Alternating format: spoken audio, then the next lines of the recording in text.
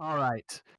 Greetings, ladies and gentlemen. Welcome to yet another, hello, Spods. Welcome to yet another Cakecore podcast, where we will be discussing various topics that come to mind, either ones we've prepared or ones that will come to us through inspiration as we talk.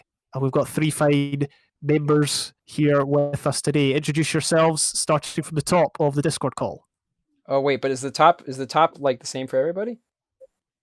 Yeah, it should be. Oh, okay. All right, Spods, what's your name? I come first alphabetically, and that's why I'm here, basically. That is probably the most man. impressive name I've ever heard. Absolutely. That's like a first name, second name, third name, fourth name, maybe even a fifth name. You've got quite a title, dude. Are you going to be king one day? I don't know what joke that is. I don't know if kings have a lot of names.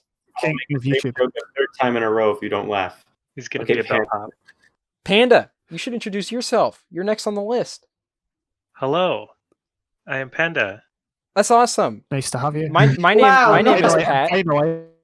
Right, and now Pat, could you introduce yourself? Yeah, I'm Pat. I just have one question to ask you fellas. James, what episode of the podcast is this? Oh, that's a good one. Oh, right, let me think. Right, Brain Power is episode 6. That is incorrect. Spods, do you know what episode it is? Man, I do believe it is 5. Spods believes it's 5. Panda, do you know what episode this is? You didn't automatically say that Spods' was wrong, so I'm going to also say 5. Wow, everyone was right except James. That's crazy. This is episode 5. Right there. That's a fake fan. I've got enough on my plate. I'm carrying this because Pat should be in bed. Pat was meant to go to bed about 2 hours ago, and he's stayed up well past his bedtime. Yeah, for some reason I've got extra pressure My availability is carrying this. questionable. Yeah, so like I put James in charge of scheduling one time, and then he like schedules everybody for like this time where everybody's busy. Is that right, James? yeah, pretty much, yeah. Yeah, Evil dictator taking Pat's role as king of Cakecore. You know how weird it is? King of... Let this man host. No, go ahead. No, I will not. No, Spods, come on. What's your chat?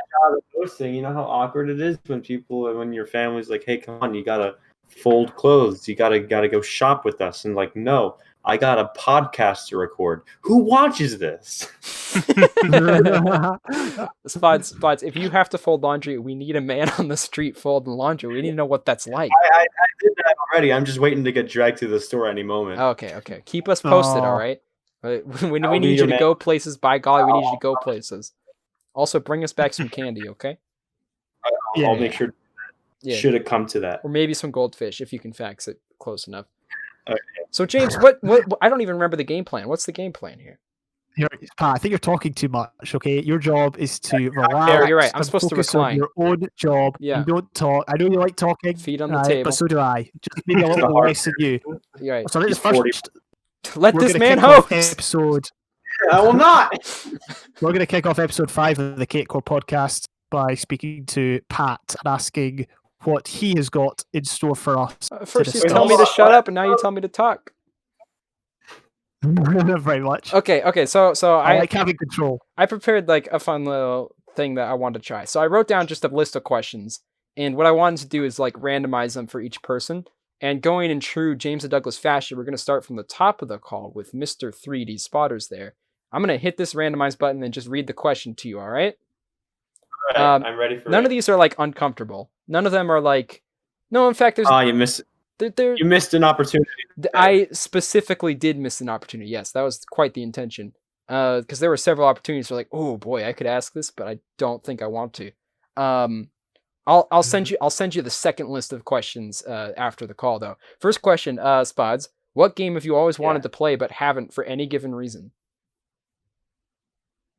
And what games? You can take that question however you want. You know, like that could be a game mode. It could be like some game that you've never had the console for. It could be I don't know, something that you just literally can't play anymore.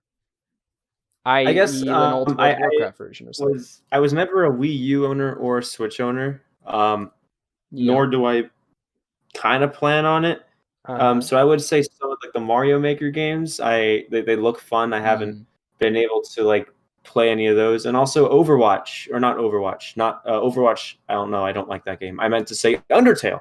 I don't know. I said Overwatch. Undertale. Oh, I haven't played. I haven't been spoiled yet. Actually, I don't know the story, so I will not be looking at the comments of this video. Well, here's what's up. And it's something I plan to play through later. Actually. And you do plan on recording that later, right?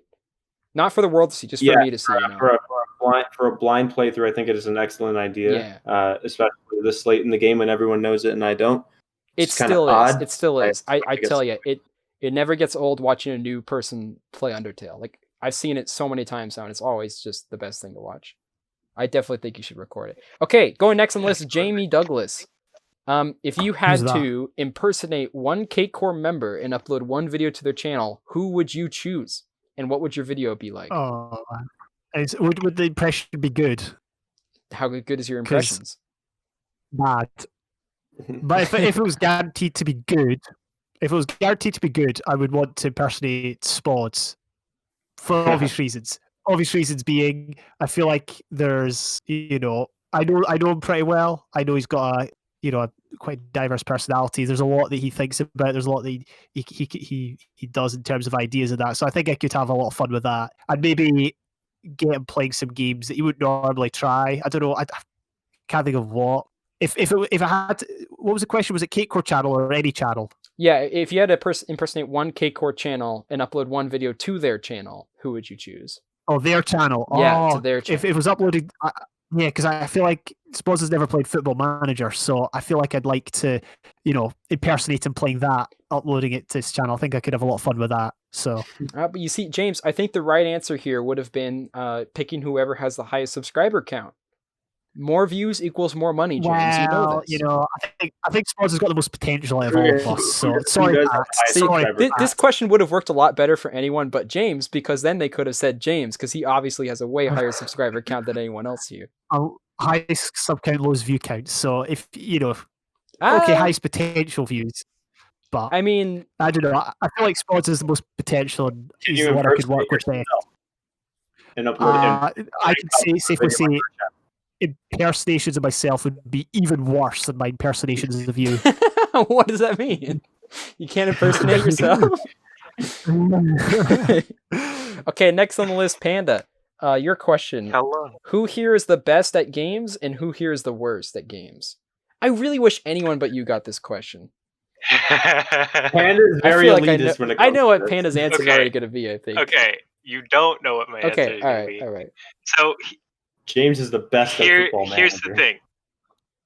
And you can take this question however you want. I feel as though each of us is better than every other person in the group at one specific game. Groundbreaking. Now, Pat, your game is checkers. I mean, he's not wrong. I am undefeated in checkers. Is it actually? Wait. How many games have you played of it? Oh, I played one in this last decade. But he's also the only person who's beaten me. Yeah, we did play online checkers, and I kind of smacked him a bit. Oh, right. I did technically lose because I didn't know there was a time limit, but I don't count that one. But if we're talking about like who is the best at games, like highest skill level in general, I would say probably Daniel. Oh no! We're talking about people in this call. Oh, in this call, me. All right. And then who's the worst? You don't have to say me. We've just met, so you can discount me immediately. Yes, I can't consider James in my decision making. Yeah, that's fair. But you got to pick a worst. Videos? No, you don't want to. Yeah, you haven't seen his Lego Star Wars videos? Well, you got to pick the worst. Who's the worst? I have to pick the worst. Yeah. So it's either you or Spods. Oh no, you got to pick one. You got to pick one for my own sake, and I think you know who to pick.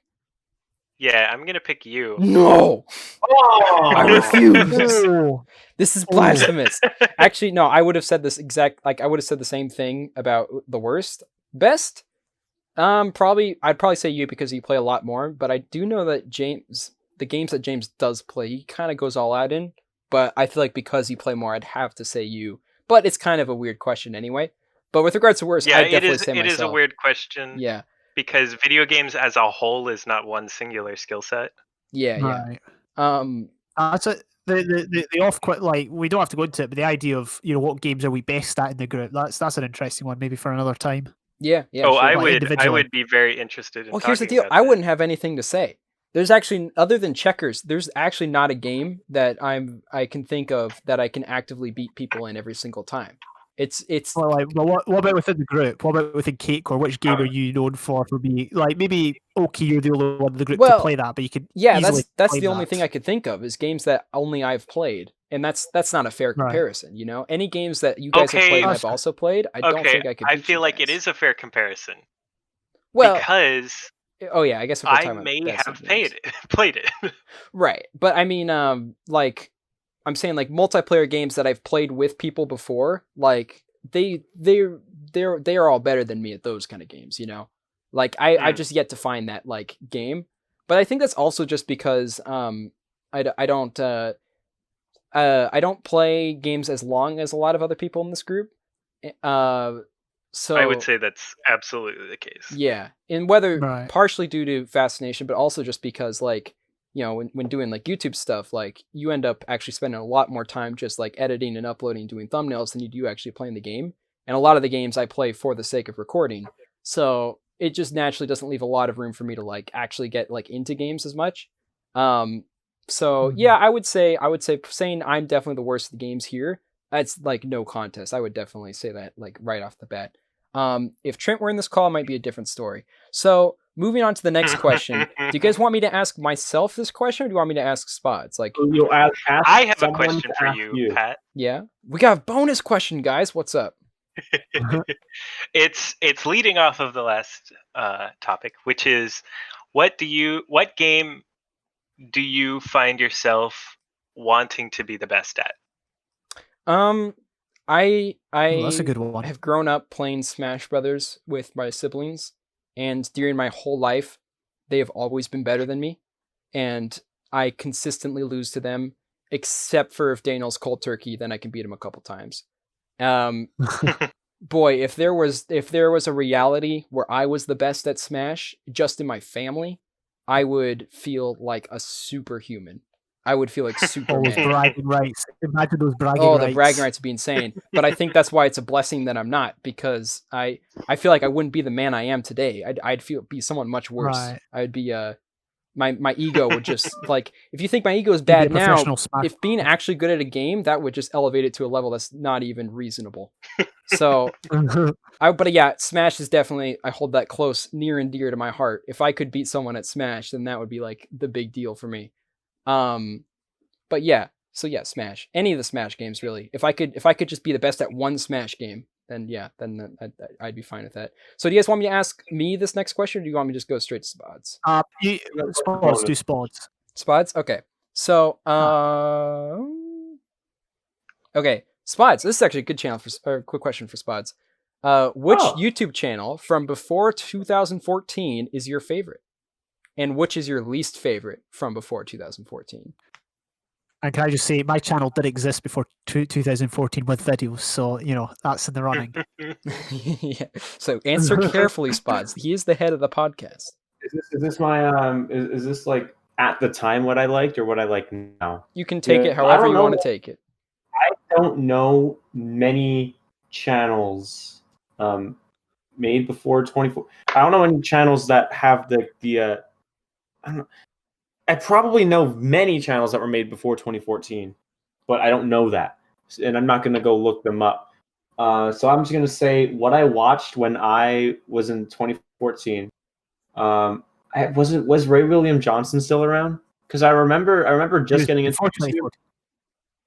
Yeah, before 2014. He was created before 2014, but I think he was still around during 2014. Is that was that more like 2009, 2010 type stuff? Yeah. Oh, it definitely originated. But we're not just talking prime time. I'm mainly talking about channels that just didn't spawn after 2014.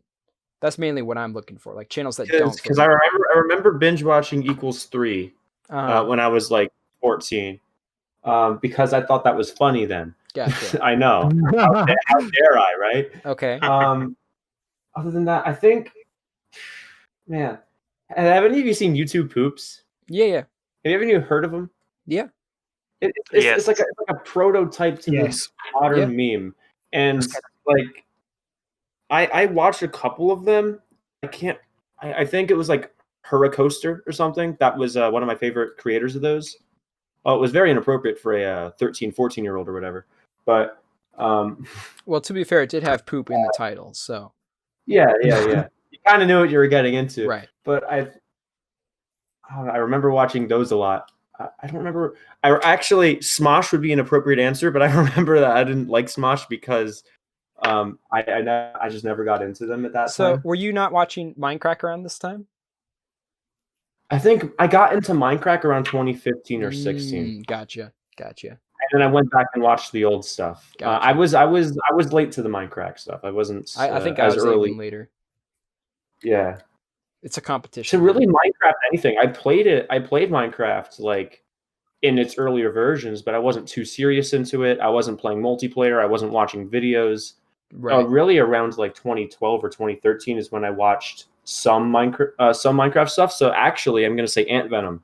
There you go. I was pretty heavy on Ant Venom around that time as well. Okay. And then for the second part, was there anything that really like pet peeved you back in 2014? I was about to say back when you were 14, but I realized you're still a young lad, so you're even younger than 14. Yeah, I'm still 12. So back then, you're yikes.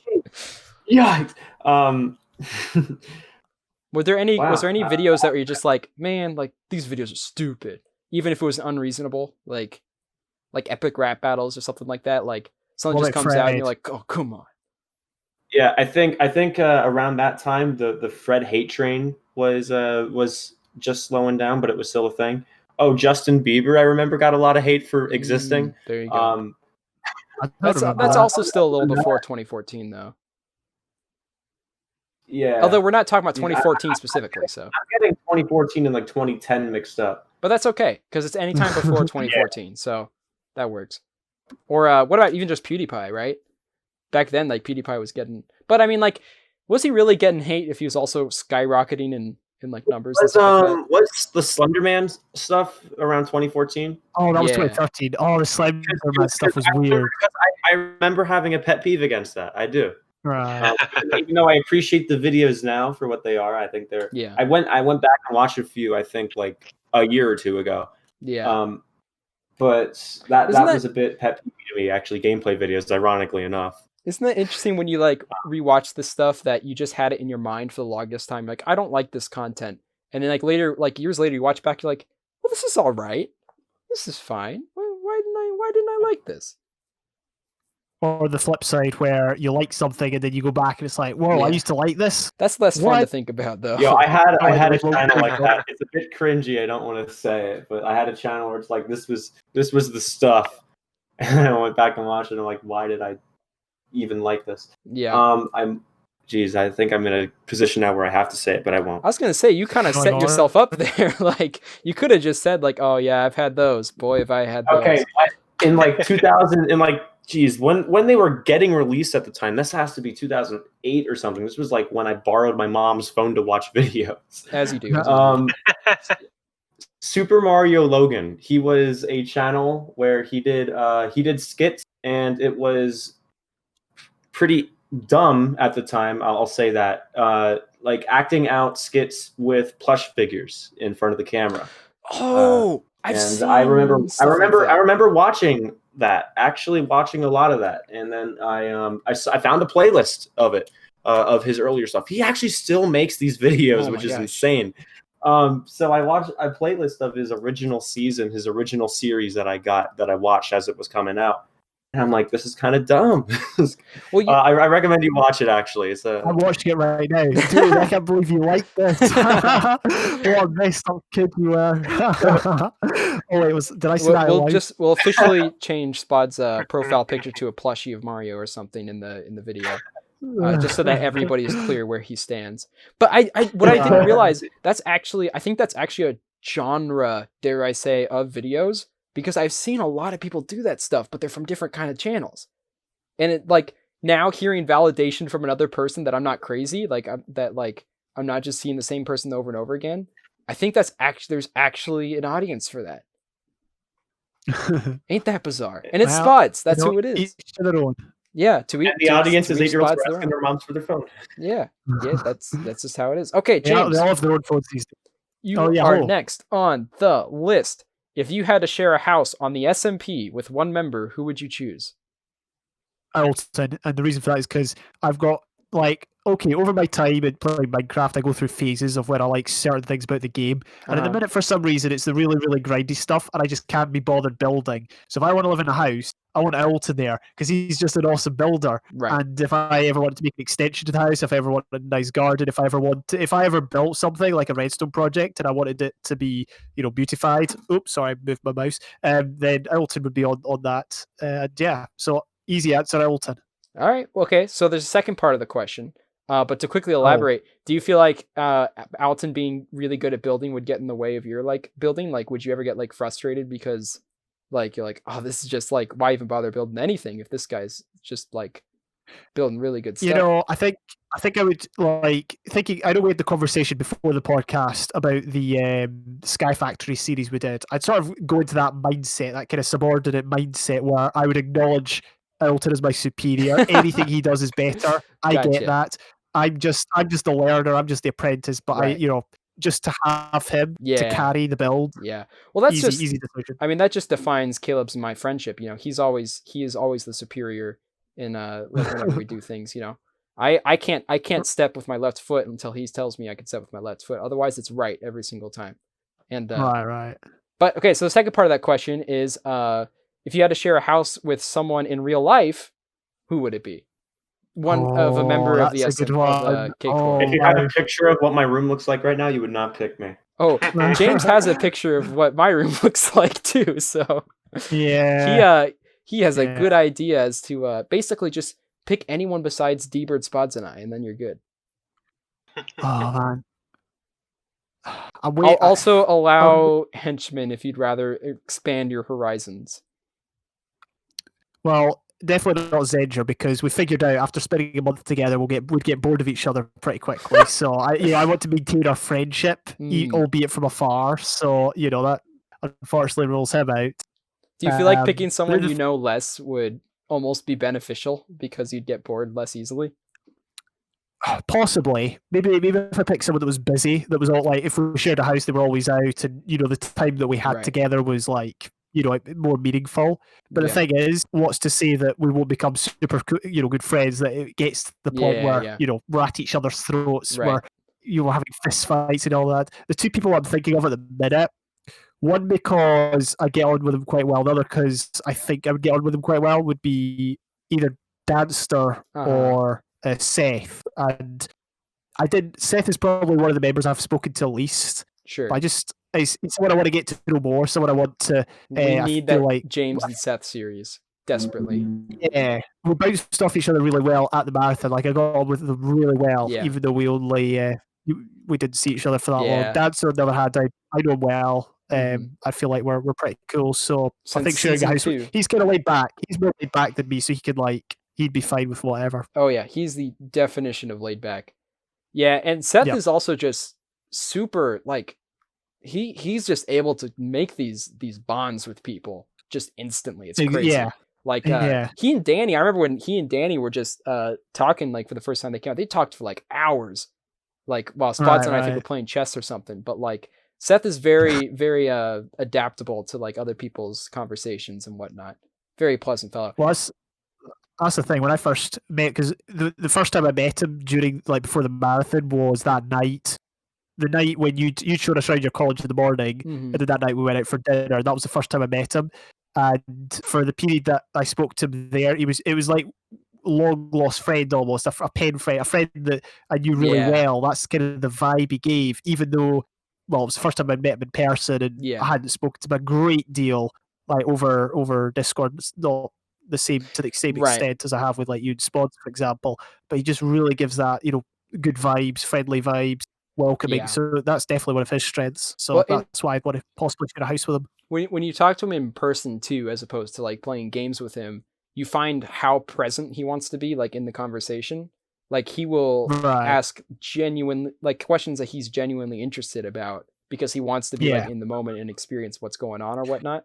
Yeah, it's pretty admirable. Like I wish I had that level of charisma as him, because sure. he's just able to make those like kind of friendships. I'd probably choose similar options to you, but like, you know, I've lived with D-Bird my whole life. I keep calling him D-Bird because it's his gamer tag now.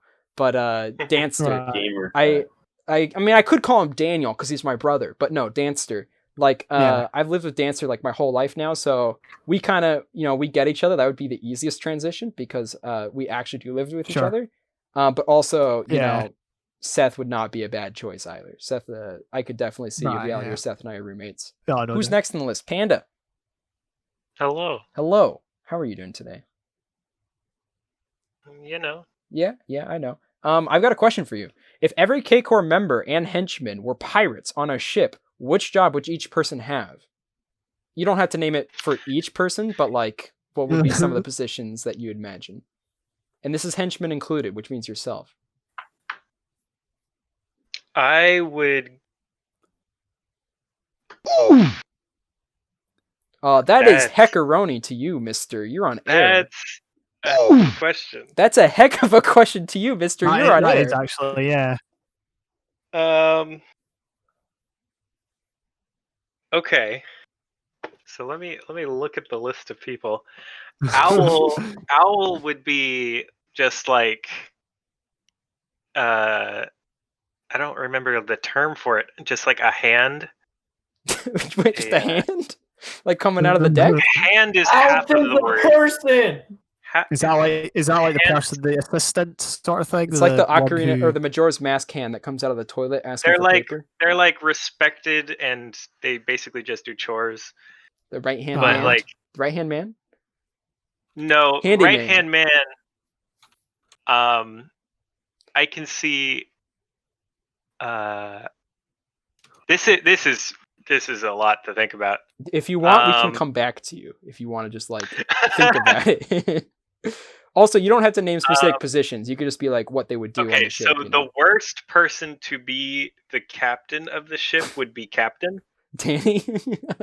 Yes, because he's not even here to defend himself. Such a power-hungry person. That were we in an actual situation where he had power, it would be anarchy. Well, you know what's funny? He's strangely power hungry and submissive. Submissive, is that the word? Submersive?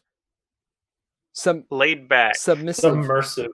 Well, like he likes to drown himself. He will also instantly agree with someone, like all the time. And that mixed with power hungry is kind of funny because it's like he is the right hand man because he's a yes man. And he's and power hungry. You know what I mean? Absolutely. This is what he gets for sleeping through the podcast. He can't defend himself. Call the podcast since this is my choice, and I think it would be hilarious to have Danny as a right-hand man, I'm gonna give myself the role of captain. That is fair. I would do the same if Danny would be my right-hand man. I don't know who can cook, but that's not Alton's job. And Owlton made mac and cheese. I don't know if you know this, Panda, but that guy can make mac and cheese. And I would honestly just give people roles that they would want. Like, I would probably give you quartermaster. Like, what does that mean? The navigator guy. Oh, navigator. I can see that. And I can also see everybody Spods else would being just be helping run the ship. Who do you think would hold the cannons? There's a lot of people with the same role of run the ship. Okay. Don't put Spods around the crow's nest because we've got bad eyesight. I think that D-Bird would probably actually like being in the crow's nest just because he's crazy and always wants to have something to do. You know, I take it back. I think James Douglas would be more of a navigator than Spods. Should we come across another ship? D-Bird is in this crow's nest with his op ready. No. D-Bird is on the other ship. He does have the op, though. He's on the other ship, though, aiming at us. Yeah. He accidentally boarded the wrong ship because he didn't rotate. He chose the wrong site. Yeah. But you gotta pick some for James and Spods though, because they're actually in the call. You know, they gotta have James and Spods. James, since I don't know you, I'm going to give you also the helping role. Oh, brilliant! Yeah, I can do that. He could be Danny's right hand man. Spud. Yes, man, too. Spuds. What even? Cannons. Put him on cannons. Man, I don't know. He is a cannoneer specialist. There you go. I'll take it. I'd probably That's put him true. as advisor. I'd put him on that does fit with your Zisto personality, like, you know, firearms and all that. For some reason, it just fits in with your Zisto personality. You're obsessed with me and Zisto.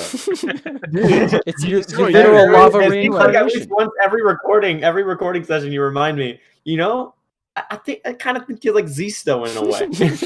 You know, you're basically Zisto 2.0. He has work ethic. Don't call me that. It's too much of an honor.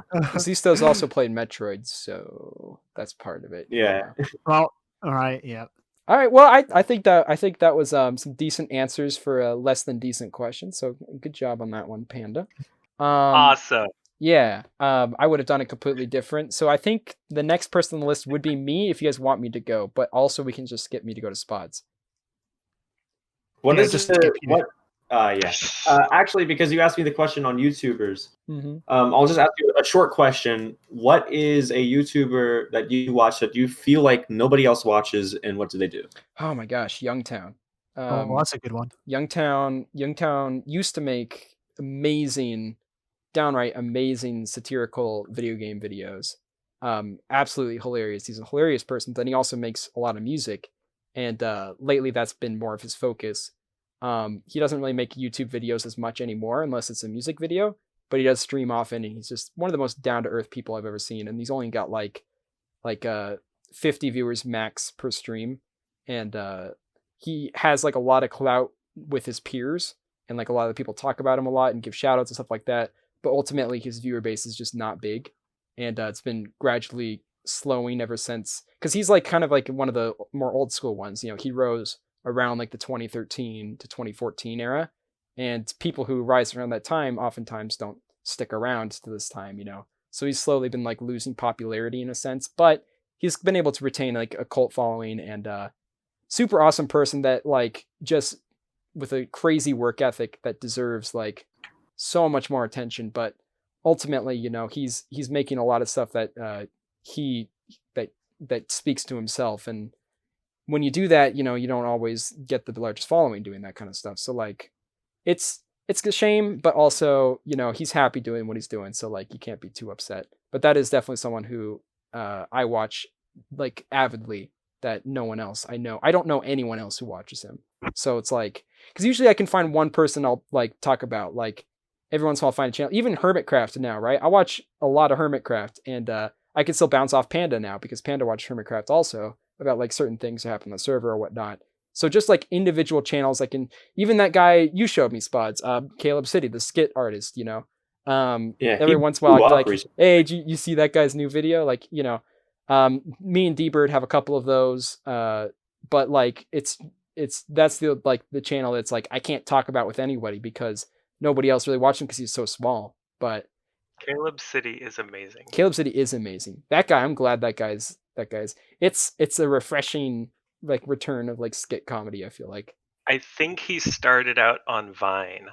Yeah, I think he started out on Vine and then kind of switched, you know, when Vine took the kneel, switched over to Twitter for a bit, and then started cross-pollinating on Twitter and YouTube. And sometimes his Twitter videos will get like more views than his YouTube videos even, but like he switches back and forth. Like he will upload them on both or whatnot.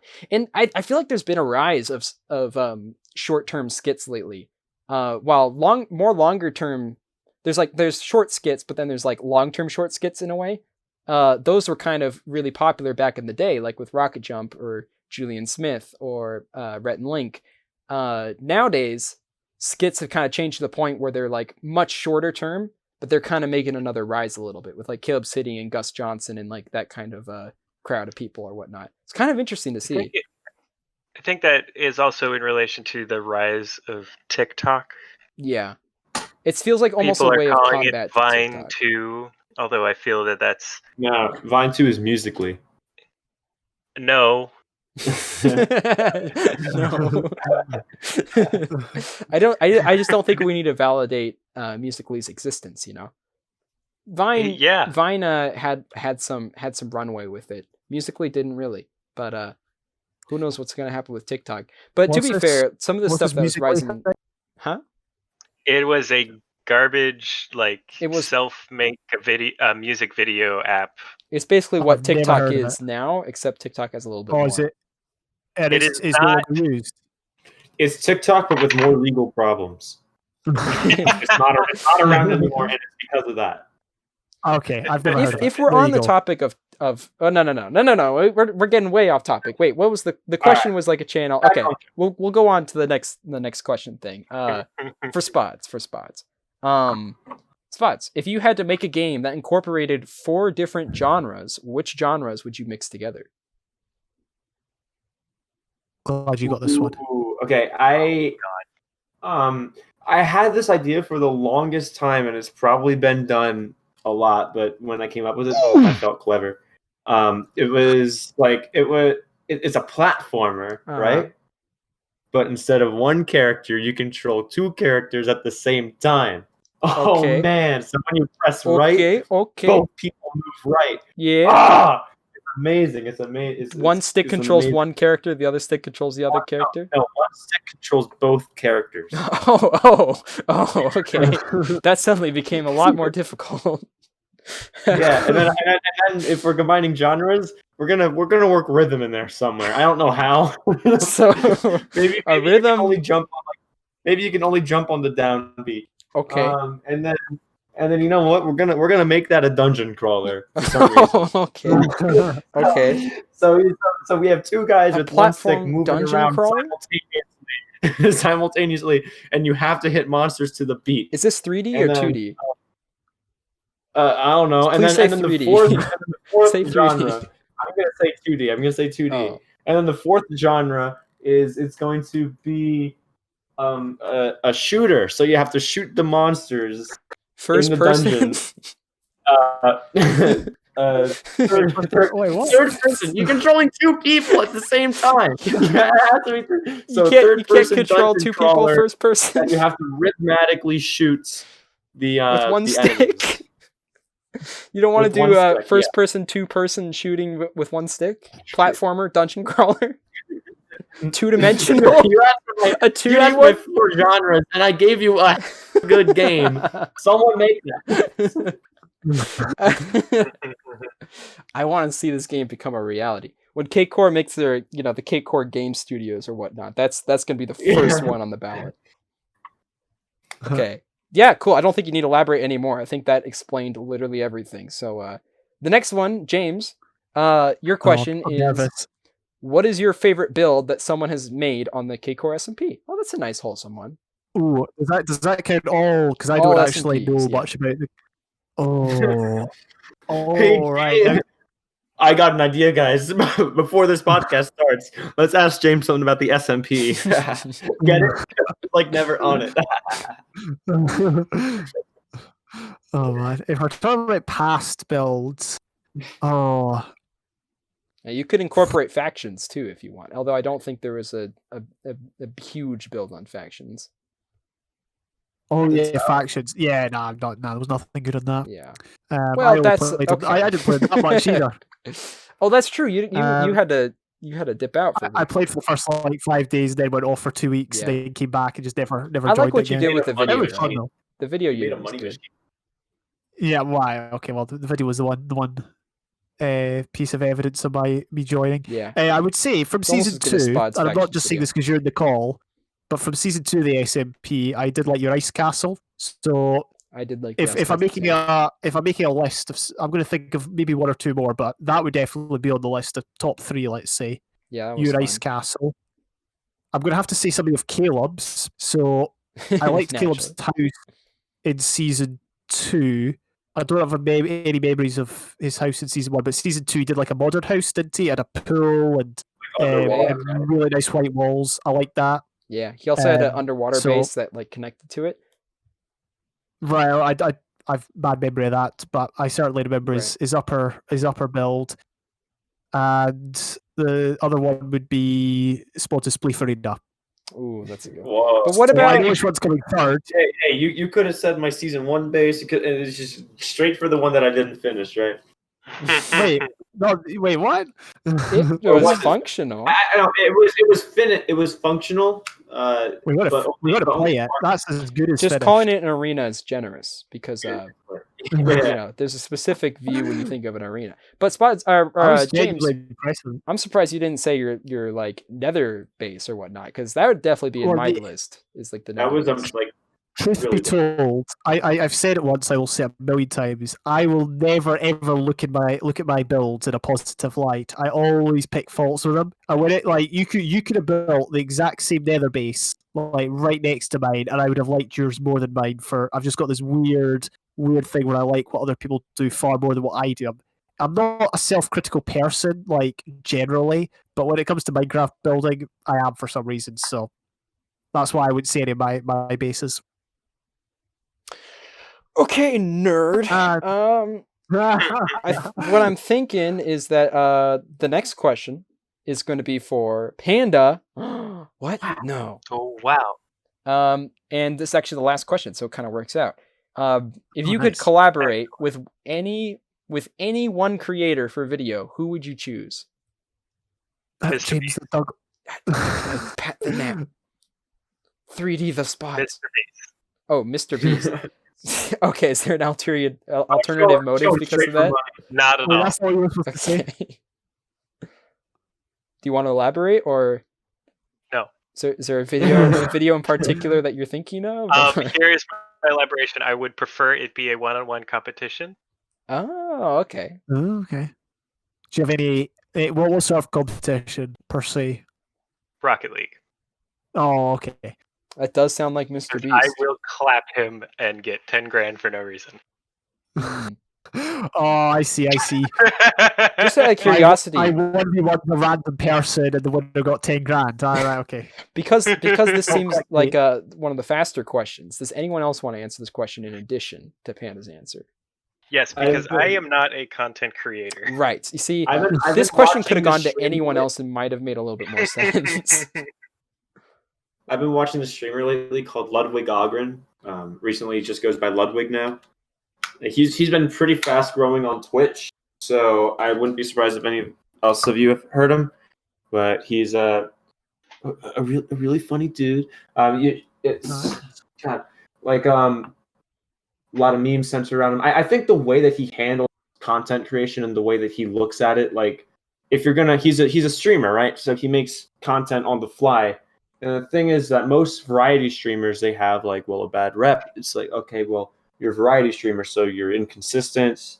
You don't really, you rely basically on what you're doing for the day as your big twist. Like, and the way he thinks about it is if he is a character, and if it's not worth it, he thinks like if it's not worth anyone's time, don't do it. Or don't stream it. And I thought that was like a pretty cool way of looking at things. I actually looked at myself a bit in that light. Other than that, he's pretty funny. I basically What kind of video? catch as many streams as I can. Pretty much whatever he can. One of his more popular stuff is Amazon stream. So Gotcha. he would get a bunch of links from viewers in chat, and they would vote yes or no whether to buy it or not. Usually you'd have a budget. And really it is this fan interaction that I appreciate so much, because he also has these unbanned forums that he streams publicly, where the viewer base is the jury, and he opens a Google form where the banned users get to apply to not be banned from his chat anymore. And he streams it? Pretty funny stuff. Oh, that is funny. And it's like all user interaction. It's really interesting to see, and it's really entertaining too. Gotcha. That sounds cool. James, you got one to throw out? Well, I can't follow up on that. No chance. Well, apart from collaborating with Mr. 3D Spotters, I don't see. I don't really have anyone I desperately want to collab with. I would say Etho, but that's more because I've watched him for so long, and I respect what he does in that. But it'd be more of a a subscriber wanting to, play with our. Sure. No, I wouldn't go as far as Less like hero, content but based. yeah, if we were to do something, I'd rather it was like a map or something, like an adventure map, Sure. because like his survival stuff's like so unique. I could not see a place for myself in that. Right. So it'd have to be a map or something like that. I just scrolled down my sub list there, trying to see if there was somebody that I felt What like I about could work with. teaming in a UHC with him? He would never. I I'm don't saying That's know. probably true. He would never. I don't think he would be as invested as I was. It was, It's true. remember Ultra Cakecore Season 7? Remember how you and I were kind of on different wavelengths the whole time? Yeah. It'd be like that, but 10 times Yeah. worse. So I feel like with the map that neither of us had played before, we're both coming at it fresh. I Sure. think that would be more enjoyable. Well, yeah. I would say like it would be really cool to do like any kind of UHC with any of the Minecraft guys for me, but also Right. like Red Letter Media. It'd just be really, really awesome to talk about movies with them. I would love to do that for a video. Any movie, really. Any Oh, series. you know what? Now that you've just said that, I have an actual answer for the question. Okay. I would really think. Oh my god. I think that it would be really interesting to do a podcast or something of the sort with Moist Critical, Penguins. Penguin Zero. He is probably one of the more no bullshit YouTubers, the people who like actually speak their mind. And he also has a very he's very confident in the opinions that he has about media. And so Right. I think that it would be interesting talking with him about media and like certain kinds of things that we enjoy. Right. That would basically, Just like a regular podcast, basically. yeah. Gotcha. What's wrong with our podcast? It's okay. This is the last one I'm inviting him to. I'm kicking him out of this. He can join Critical's podcast, I guess. Well, guys, it was nice talking to you. Maybe we'll kick out Panda and just invite Critical. We'll get Critical on here. Did you know that his name is also Charlie? I didn't. I actually don't know who Critical is, so I wouldn't. That's not something I would know. All right. But I do know that Smooth McGroove's cat is named Charl. Okay. And that is the interesting fact of the day. Ladies and gentlemen, those are the questions that I have asked, and somehow ended up taking almost the entire podcast asking these questions. That was not my intention. But it is what it is and be what it be. We still got time for like at least one more topic, though, if you guys want to go for it. Maybe James, since you're the head of the podcast. Since I'm leader of the podcast, and you just took control back, I think I will decide if we have another time for another topic. And guys, okay. I just want to say that I think we've got time for another topic. Panda and Spods, do either of you have something to bring to the table right now that you want to discuss? Not desperately. But if I just just like talking about video games. But you had previously mentioned to talk about DLC. Right. Who's the head of this podcast? Is it Panda now? He's Yeah. the head of it. We just giving that role out now? The reason DLC came into my mind was because Pat, prior to the stream, was talking about how Notch felt that Minecraft Dungeons had a DLC feel to it. And I kind of thought, DLC has obviously come on the scene. It's now, people are used to it, I'm sure. People have been asking for DLC for stuff now. Back in the day, people would have been like, oh, DLC, oh, load of rubbish. But people I see in games now, an example would be Fallen Order, I think. People were like in the reviews were saying, I really hope some DLC comes out for Fallen Order, Star Wars Jedi Fallen Order, to give it its full name. So my question is it like a trend that's going to continue? Is it more ingrained? Is it more accepted? Or do you still think that we could do without it? What are your opinions on DLC and its like the way it's grown, I guess is my question. Can I go really, really quick and then not dominate the rest of the conversation? I'll get Is it that out okay, of the way. Panda? Yeah, Panda's the head now. Is that okay, Panda? Of course. I want to get like my general view out there, and then I'm gonna try not to like interrupt you guys. But I think the way we consume content is gonna be constantly changing, and if DLC is just another form of that, then ultimately, if the consumer's getting the content that they want to enjoy, then they're getting the content that they want to enjoy. But when you do look at like the grand spectrum of like games not really feeling fully finished because you're expecting DLC to come out later, I can see why some people kind of miss that novelty of being able to buy a game and not worrying about getting stuff for it further and not having to worry about paying extra money for that, as opposed to just getting the complete package. But I also feel that it's not entirely a game being split up into multiple payments and more just more content that's being priced. Arguably more, arguably less. Who can say? It depends on the individual DLC package, and that's where the individual consumer can decide whether or not they want to pay for it. Recently, Terraria had its like final update, and there's just something kind of special about that because it was a bunch of free updates. That was basically DLC that you didn't have to pay for, and they were working towards a game that they wanted to complete based off of the feedback that their player base was giving them. And they finally reached that point where they feel like their game is done and complete, and you never had to like pay any extra money for that. So when we're talking about like DLC, and Minecraft is kind of in theory doing the same thing. In theory, it's getting close to that finished game. Who knows if it'll ever actually be what they considered finish? I don't know. It just makes so much money. Why stop it? You know. But when you look at games like Terraria, and then you look at like other games, like even Smash Brothers, that just constantly like new fighter pack, you get to pay for a new individual character like every single time. You can't help but like, you can't help but appreciate the games that don't charge you extra for like these updates because they just want to see that game being finished.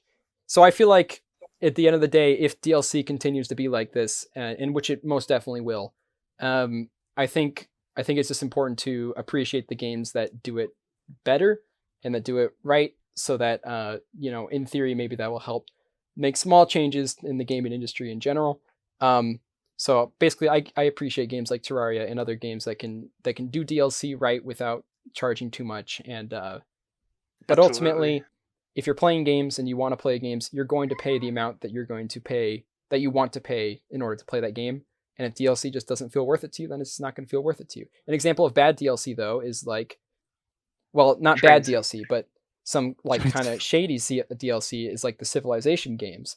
What they do is they release a lot of content through DLC, but they also hide like game fixes and improvements and balances, stuff that should just be included in regular updates for an almost unfinished game. I mean, if there's those unbalances or those glitches or whatnot, it seems weird to have to pay extra money for that. And maybe that's just 2020 Pat talking. Back in the old days, if you got like a glitchy game on the Nintendo 64, you got a glitchy game on the Nintendo 64. There's no fixing that. So I don't know. It's just different perspectives, but I think it's important to appreciate the games that do it right, like Terraria did for so long. And hats off to them for finally finishing that game and saying, this is what we like. And that's really awesome. Okay, that was my main point. You guys can go for it. Okay, so first off, you tried to like gloss over your own opinion about it based off of a past perspective. But the thing is, like, you're talking about Civilization, which is a current game. Like that's people are still playing that actively. We live in 2020. Exactly. Like the gaming market isn't going to revert. This is what we're dealing with. Yeah. So we need to I don't know like what the phrase is, but like we need to have it as consumers. We need to be able to express our unwillingness to buy bad DLC like there is in Civilization. What's unfortunate about that is because it's the only game of its kind as fleshed out as it is, it's the game that everybody plays. And so you end up buying the DLC anyways. And you can't play, like, if one person doesn't have a DLC, it's not like you can just play with someone who does have the DLC. Most of the time, they're just like, well, I'm missing out on a lot of content now and game breaking fixes, That is true, yeah. And now Terraria added a whole new mode and then officially supported the mod loader, both of which I would have paid as DLC because it is the final update. It's an entirely different experience playing Journey mode. It's like having an officially supported mod loader is an amazing aspect of a game, especially one as loved as Terraria. Like the only other game that is coming to mind that has an officially supported mod loader would be Skyrim, and well, I mean, also there's Gary's mod, but you know, Bannerlord technically has an official mod loader, right? No, not yet. it is not official, but it is like it has been supported by the devs. Gotcha. It's heavily used. Essentially, what I'm getting at is that Terraria didn't charge for such an amazing thing that they've done for the player base, and that should set the standard. It's unfortunately not going to set the standard just because of how the gaming market is moving and people needing to make money, essentially, or wanting to make money. I feel is probably a better way to phrase that, because a lot of games have DLC that is just a money grab, and I feel like that is the majority of DLC that I see. Well, and it's also worth mentioning though that a lot of games nowadays also use online servers and have to pay for like server costs, as opposed to back in the day, you know, you didn't really have to pay for like a lot of 100 player per match like servers, and that is the case. Yeah. So games like, you know, Overwatch, where they both, you know, charge for, you don't have to pay for new characters in Overwatch, right? No. But it's like the skins and stuff that you like pay for or whatnot. You can, yes. Yeah, which in a way, you know, those kind of microtransactions are basically just a smaller form of DLC. Whether or not, however, it's completely optional. It doesn't hide it like Civ. Like the way that things like Fortnite or Overwatch, you buy an in-game currency and then buy an aesthetic thing with that currency. I fully endorse that, especially with Fortnite, where the game itself is free. You do not need any sort of payment in order to receive the full experience of the game. Right. And so, I don't know, like, there are ways to make money and ways to respect your player base, essentially, by not locking the door behind a paywall. Terraria is proof. Terraria is proof. And the developers of Terraria are supposedly moving on to another game now, so they're going to be making more money, essentially. I don't know exactly where I'm going with this. I think I know what you're saying. It's just like I think you hit the nail on the head when you said that the Terraria thing, that should be the new standard in theory for a better, you know, industry. If you like look at like the best and the ethical things to do and the proof of concept that it can happen ethically, then you have to try to use that to combat the ones that don't use it as ethically. And a lot of the more AAA studios are usually the culprits for that. I know EA has already like taken such a big hit that now it's a sleeping dog for a little bit. Like they're taking it easy on the DLC stuff. But you know, I have other companies like Activision, Ubisoft, like, you know, they all do that kind of thing. And it's just important to use like the proof. The proof is in the pudding, and use that as like an example as why it's not necessary. So as long as people are just constantly raising awareness of it, you know, trying to be conscious of what you're buying. But you know, it's also it's hard to be upset with an individual person who sees this content and they see it's worth their money, so they pay their money for it, and then they play, you know, more game. That's what we've been doing for the gaming industry since it started, and pretty much any entertainment form. So yeah, go for it. Yeah. So with DLC and things like that, what you say is that like the consumers will obviously choose with what DLC they're paying for. You know what you just said. Yeah. Because it is good content. Now I'll ask you this: for an estimate, I don't have the number myself. I'm just asking what your opinions on this. How much DLC purchasing do you think is bought because they want the content, or because it's just DLC and people are buying it? That's a good question, point. especially with like Steam bundling so many deals with like all their DLC and stuff like that. Yeah. I would say that probably if a game has a season pass that includes all of the DLC, It's an entirely different genre of game, by the way, because of the season pass, right? No. What do you mean? He's saying like Spots. He's saying like when you buy all the DLC as one package, like in Civ, who buys the individual packs in Civ? Everyone just buys the whole pack. That said, Correct. How many people actually want those individual civilizations, or just think, oh, I might as well get all the DLC as opposed to like just some of it? Right. So I think that, at least personally, I buy the DLC that I believe should be included in the base game. So which is that would messed up, include the season pass and any extended story modes. Anything like that, I usually would consider buying it heavily. If it has a season pass for a minor increase in price, then I will buy it, because I can understand where they're coming from, wanting to make a little bit more money off of their efforts after a full game has been released. Yeah.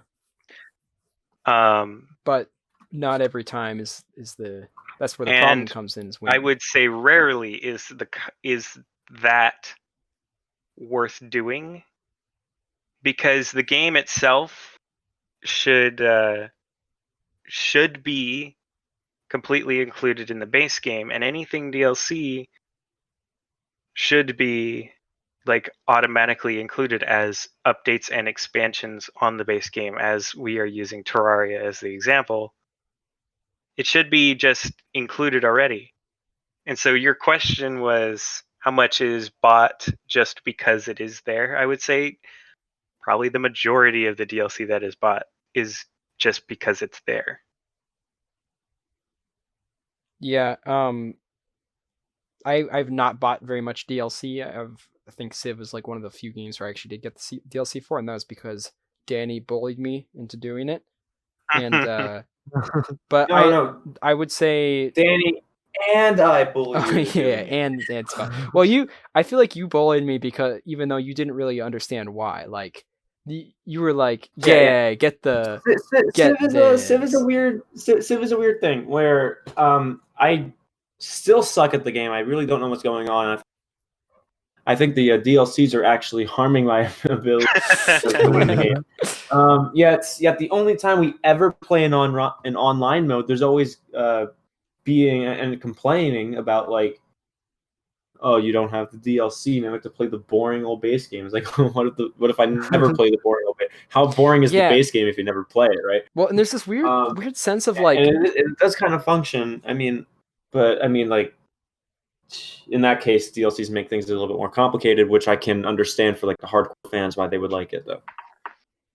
Yeah, I think there's this weird stigma that is purposefully being created with games nowadays, which is worrying. And that's that when you buy the base game, they try to make it feel like it's not complete, even if it is. Even if a game feels entirely fleshed out. Peasants, like you're calling me a peasant for not buying DLC for a $60 game. Yeah, like most games will include the DLC options right on the title of the screen. Like as soon as you launch it, you'll see some kind of box with a ribbon or something like that saying like, get this DLC for like 600 smackers or something. I don't know. And because they'll leave like a button on the menu grayed out or something so that you're missing out on something. And it's like, how often do you get a game nowadays and you feel like this is the complete game now? Because so many times you get a game now and it's like, oh, there's going to be a DLC at some point. I'm going to be missing out on something if I don't get it. Or you're just thinking like, oh, this still has a couple updates to go. Very rarely do you get a game nowadays and it's like, this is the game. Not even Smash Brothers. You get Brawl and it's like, you have Brawl. And it's like nowadays you get Smash and it's like, who knows when they're going to stop adding characters? They I just think keep it's like on a adding them. catch-22 almost, in a sense, where just the existence of DLC doesn't make the base game complete. Yeah, well, and because even if the game is entirely fleshed out, like Civ 5 felt like an entirely fleshed out game with a couple of bugs that maybe were a result of its time. I mean, the game came out a long time ago. I didn't feel like it was an incomplete game. The only reason I got the DLC was so that I could like play with like other people or whatnot. And then it's like, well, they did add the stuff, and the stuff is cool, but at no point did I feel like I was lacking something from this game. You know, Civilization's already so in depth. And same thing with Smash Brothers. There's already so many characters in Smash Brothers. I'd never felt like it needed more characters, especially after Ultimate. I was like, this is fine. This is enough characters. But here we are. The new characters coming out every once in a while, and I'm buying them. I'm getting them because they are new content. They're fun to play. And that's an example of content that I buy because I want the content and not just because I want to be able to play with friends or whatnot. So I don't know. It is kind of like a catch-22 because it's like on the one hand, you are getting more stuff and you're having more fun with games, and games are having a longer lifetime. And in some ways that's good. You know, some games have way too short of a lifetime, at least they used to. And kind of seeing games being able to stick around with small pockets of people like Rocket League. Rocket League's been around with a pretty large community for a very long time now. And I feel like DLC, I don't know if Rocket League has DLC, but definitely the move towards updates and Very DLC. minor cosmetic DLCs. It's not gameplay DLCs where you have to download an entirely new game mode. Not anymore. But it is updates, no longer gameplay intensive. Right. So, but DLCs and updates, they both have a way of kind of keeping a game alive, and I do think there's something kind of special about that. But and if you want to pay money to keep a game alive, then I guess by all means pay extra money to try to keep a game alive. You know. But yeah, I don't know. I still miss the novelty of having a complete game in my arsenal. I like the feel of a cartridge when you put it in, and it's like that's there. It's all there. I don't need internet. Don't need anything like that. That's the game all in one. And you don't really feel that much anymore. That's called a novelty is disgusting. I mean, is it though? Like if we look at the grand picture, we're still playing games that we want to play. You know, like I mean, because the reason you buy a game is to have a full experience, and it shouldn't ever be considered to be an incomplete experience based off of the price of the base game. So right. if you are buying DLC in order to complete the experience that they are advertising at the base price, don't buy the game. You heard it here first, folks. And that's if you guys can take anything away from this podcast, that one. James, I forgot you were here. Wait, this was your topic. Did you this was your topic, and I was meaning to segue back to that. To be honest, I don't really have a huge opinion. I was going to speak about my experience with DLC, which is I haven't really bought any. However, I first kind of got to know about it from you, Pat, because I was playing Shadow of Mordor, and you told me about Shadow of War, which was a new one, and you knew there'd been a wee bit of controversy with loot boxes, which I guess is a sort of DLC, and the DLC is basically you could buy certain things in the game that you could get anyway, but it would take you longer to do it, through gameplay. Yeah. You could just buy it instantly, you would have it, and that would help you progress in the game a lot quicker. Basically, paying money to skip portions of the game, which in a way is paying money to play the game less, which is kind of weird to me. Yeah, so that's kind of weird. My kind of thought was, whatever. I mean, I never bought any of that stuff. I think I racked up 80 hours in Shadow of War. So I suppose, do you have something to say? No, I'm just gonna head out.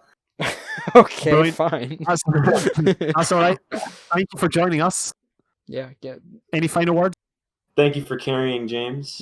Well, thank you. Depending on how long you go on, I might catch you on the streets, but it might not be worth it anyway. But we'll probably be ending here pretty soon. Yeah. All right. Go subscribe to Cakecore. There we go. All right. Just to finish up on my point, it's not a big one, but basically I racked up 80 hours in Shadow of War, grinded all the way. I did complete 100% did it in the end, but that 80 hours would have been a lot less. And as you say, Pat, it is really... Did I feel like I got the full experience? Yes. Did I feel the full experience was too much? There was an element where you could see what they were doing. I can't remember who brought out Shadow of War, but there was an element where you could see that they did want to make money. They did want to make money off people that maybe were like, well, I don't have all the time in the world to, devote to this game, and I want to get to the end and, see the final cutscene or whatever. So, yeah, I kind of got that. Is it ethical? Well, I don't really have an opinion. I'm the sort of person that would rather just play the game, get to the end, and if I can avoid spending money, I will, basically. Right. So, well, and I guess the other example of that would be in some Football Manager versions. There's a full Football Manager version, and then there's kind of like a slimmed down version for people with less time. You don't have to pay extra for it, I don't think. I think if you buy the full game, you get this as well. But in that, there are also it's you Football can Manager purchase Journey stuff mode. that will. What's that? Sorry. No, never mind. I made a Terraria joke. Okay. Well, the Terraria part would have confused me, but I guess the point is in this kind of slimmed down version that I wouldn't necessarily classify as DLC. It's a kind of a game in itself, but there are elements in this standalone game that have that Shadow of War feel, where you can purchase stuff to lessen the game in a way. So, yeah. That's my experience really with DLC, as opposed to extra storylines and stuff. Well, to give credit to Shadow Mordor DLC, that was technically multiplayer, right? It was to an extent where you could have like battles against people and like their armies, and you could besiege their strongholds and they could besiege yours. So it was, to an extent. Well, I was gonna say that at least like you weren't paying to get ahead of a competition of other players, and instead you're just cheating a game that was made to be cheated, right? But if you are using it to like fight other people, that's when I would, start raising more ethical eyebrows. But like, right, it is, if it's just a single player experience, ultimately, if that's just how someone wants to go about the game, I'm not going to tell someone how to spend their money. It's like they just exactly, the consumer is getting what they want, basically.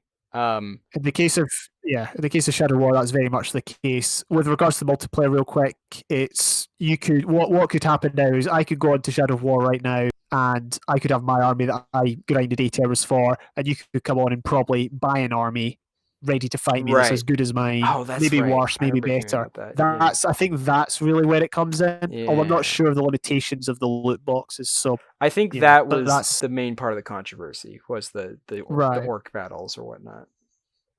Yeah. Oh yeah. I had heard that they attempted to fix the controversy around the DLC in that game by removing the loot box system. Was that not your experience? Did you feel as though it was still possible to just buy your way through the game?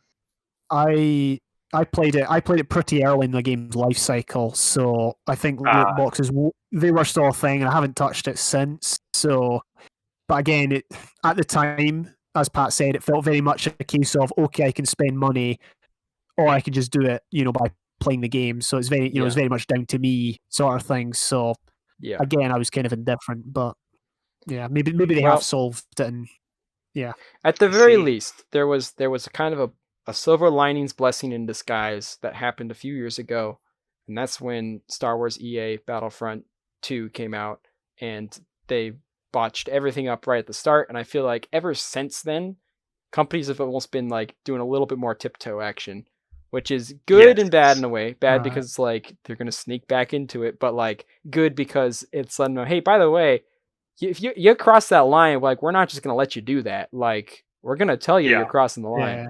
And that was kind of a cool moment because everyone saw that move. Everyone looked at that like, that's not okay. I don't need that pride and accomplishment. But I think that might be a good place to kind of wrap this up, Yep, I think, guys, as leader of this podcast, I think that might be a good place to wrap this up. I think we've covered a few topics there. Pat, thank you very much for your questions. You carried the podcast for the first half. I didn't want to. Oh, you failed at your mission. I would like to take this opportunity before we sign off. Panda, I know you don't make you're maybe not big on the content, but is there anything you want to speak about with yourself? Any projects you're working on the internet? Any series that Pat's invited you to that is worth talking about? Anything you want to share with the viewers? Cool, thank you. Right, no, in all seriousness, is there anything? No, I would say that if you are listening and you're on the internet and you know that the internet is currently going crazy. Just keep your wits about you and don't let it all get to you. Yeah. Sound Also, advice, yeah. Sound advice. to also, if Panda had to absolutely give some form of content to recommend, then we did do a Fortnite podcast that talks about some similar. We did game do a design. Fortnite podcast. Yeah. Or no, we just played Fortnite, but also as a podcast. No, yes, we absolutely Yeah. played Fortnite. Yeah, we didn't just talk about game design the entire time. So if that interests you, you can also watch that on the Cakecore channel. Yes. And Pat, for yourself, is there anything on your channel that you wish to advertise, or your personal channels, or the Cakecore channel? The Cakecore channel, we've got like this entire coming month booked with like videos, so stay tuned for that. They're going to still stay frequent for at least all the way through June. And on the Pat Night channel, I recently did a revamp. Got some new creative projects coming out there, as well as weekly videos, which is going to be the first of a PatNet channel's kind. So if that's something you guys are interested, you could definitely check that out. And make sure you subscribe to Pat's Patreon. There are 2-tier. Oh wait, sorry, that's your stuff. Yeah. No, they have to subscribe to the Patreon in order to hear the announcement about the Patreon subscribing. Right. Okay. Yeah. And you have to pay. You have to pay the higher figure, so it's Right. $5 or $10. They first have to pay the Cakecore $10. Patreon, and then you can tell them about mine. Okay. Let's Right, get the okay, hierarchy straight here. Right, fair. We need money, folks. We need Desperately. money. Cakecore's going to the doghouse. Someone's taking it out back. It's going to take a shotgun to its head. Speaking of taking a shotgun to its head, how are we going to close this podcast? Well, I was just going to tell you quickly about. I saw a page. It wasn't a GoFundMe page, but it was something similar to buy someone a new computer. So maybe we should do something like that for Alton, or something like that. Yeah, I don't know how we would. I don't know how we would spin this one. Hey, Cakecore Marathon 2020B. We're donating for Caleb's computer. Yeah, we changed our charity type. This man opened up a soda. He cracked open a cold one with the boys and just exploded everywhere. It's devastating. We need to donate to fix that. Right. But that will do it for the Cakecore podcast number 5. Thank you very much, viewers, for listening in. Have a good rest of the day or week, and we'll see you later. See you later, folks. See you.